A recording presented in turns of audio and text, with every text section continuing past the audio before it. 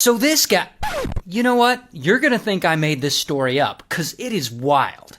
Now the story is about this guy, James, and James is 35, living in a small town in West Virginia, and he's kind of an awful guy. Like, he drinks a lot, he abuses his wife. But one night in 1983, James gets what's coming to him. Because it's late and he comes home from the bar drunk, and he decides his wife needs to make him a snack. His wife is this woman, Cleo, and Cleo's 35. And so he yanks Cleo out of the bed because it's the middle of the night and she's asleep, and he's yelling at her, "Make me some food!" And so she makes him some soup. But then he gets mad that the soup is too cold, and grrr, he slings the bowl across the kitchen and bam, it smashes against the wall. Then he notices their wood stove had gone out, so he's all pissed off about that too. And this causes a whole big fight, and he's like roughing up Cleo, and he's chasing her around, and he's dragging her. It is awful. Now by this point, all this wakes up Cleo's son. We'll call him 17, because he's 17.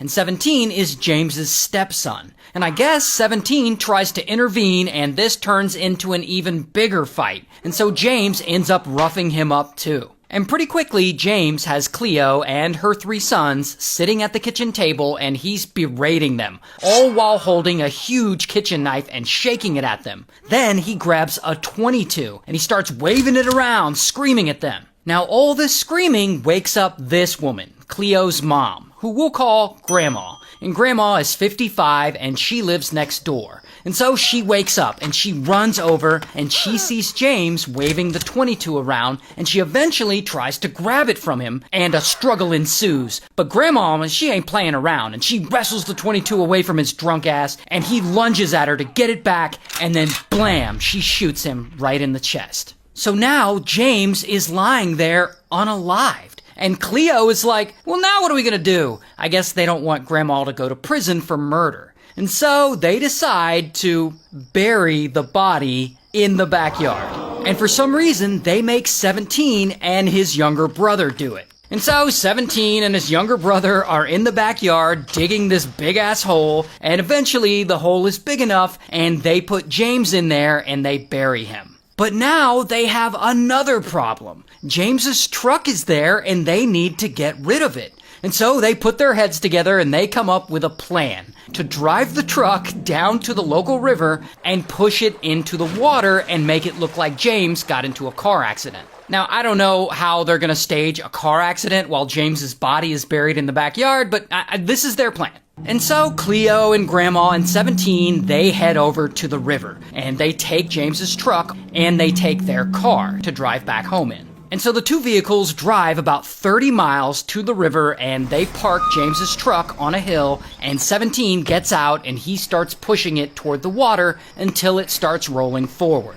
And it rolls, and it rolls, and it gets close to the shore, but then, bam, it stops. Because it gets stuck in the mud. So then Cleo and Grandma get out of the car. And I guess they're like standing there and they don't want to go up and physically push the truck anymore because it's now in the mud, and I guess they don't want their footprints all in that mud. Which is smart. And so they're like, alright, I guess we'll just leave. But here's the thing. They locked their keys in their car. Now, why they locked their car door in the first place when they're alone out in the middle of nowhere, I have no idea. But now they're locked out. And it's 1983, so no cell phones. However, luckily, someone passes by, and it's a small town, and they all know each other, and so this person gives them a ride back to their house so they can get a spare key and retrieve their car and go home. Then, the next day, Cleo calls police and files a missing persons report for James so that she doesn't look suspicious. And immediately, the police start looking, and they find his truck, and they start dragging the river looking for James's body. But, of course, they don't find anything, and no one suspects Cleo or Grandma, so all they have to do is lay low and keep quiet, and they'll never get caught. Until a few days have passed since James's death, and no one suspects a thing. But Cleo is sitting at home suffering. She just can't get this whole situation out of her head. She keeps thinking about it. James might have been an abusive asshole, but she's feeling bad for his family, and she's thinking that if his body is never found, then he won't get a proper burial, and that just doesn't feel right to her. And so she comes up with a new plan. First, she waits until nighttime. Then she makes 17 and his brother dig James's body back up.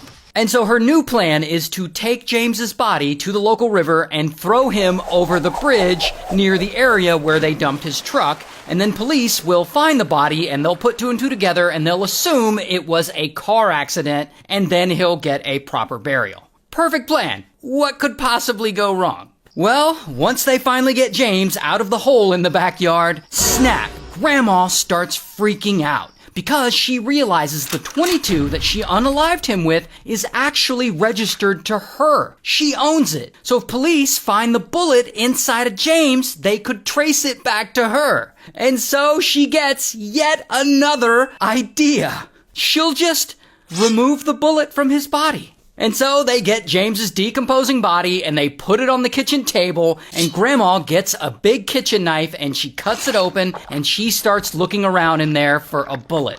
But she can't find it. So then she takes out his heart and lungs, I guess to get a better look in there, but she still can't find this bullet. So then she just gives up and she throws the heart and lungs away. Like, oh, okay, I guess I'm done. And so anyway, Cleo, Grandma, and 17, they load James into the car and they drive him to the river onto that bridge. And then these two women and a teenager pull his body out of the car and they yeet him over the side of the bridge. And boom, James's foot gets caught on the structure of the bridge. And now the body is hanging upside down, dangling off the underside of this bridge. And they're all like, fuck, how are we gonna get him down? And so Cleo and Grandma, they send poor 17 to climb up under the bridge onto the understructure to try and knock James's body loose. But then, in the middle of all this, out of nowhere, pow, headlights appear. It's the police. And Cleo and Grandma, they panic like, oh shit! And they jump in their car and they speed away. But they leave 17 there underneath the bridge. And so then 17 freaks out and he runs off too, into the woods. And police, they see James's body hanging there from the bridge. And they're like, what the fuck? What kind of hillbilly West Virginia bullshit is this? But anyway, police eventually find 17 in the woods and bam, they arrest him.